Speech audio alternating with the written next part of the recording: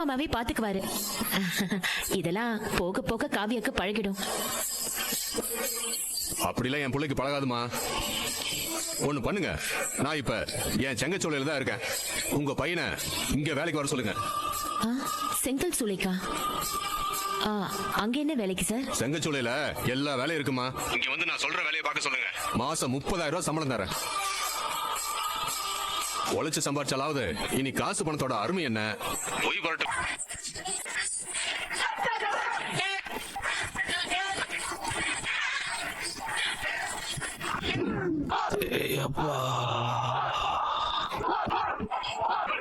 என்ன தம்பி, என்ன கால்நடைக்கே ஓஞ்சு போயிட்டீங்க? கல்ல இருக்கிற வேலையெல்லாம் இன்னும் கஷ்டமா இருக்கணும் தானே உங்க மாமா இந்த வேலையை செய்ய சொன்னாரு. இதுக்கே அசந்து போயிட்டீங்களே. கல்லெல்லாம் ஏத்திட்டு போய் திருப்பத்தூருக்கு லோடு வேற ஏத்தணும். வாங்க தம்பி.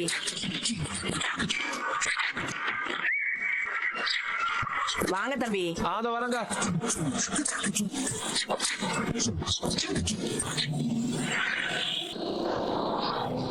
ரெடி, போலாம். ஹாய், நான் தான் உங்க விஜய் மங்கை.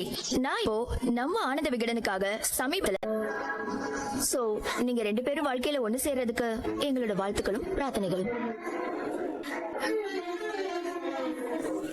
எங்க அப்பா அடிக்கடி ஒண்ணு சொல்லுவாரு, விகடனோட அங்கீகாரங்கிறது ரொம்ப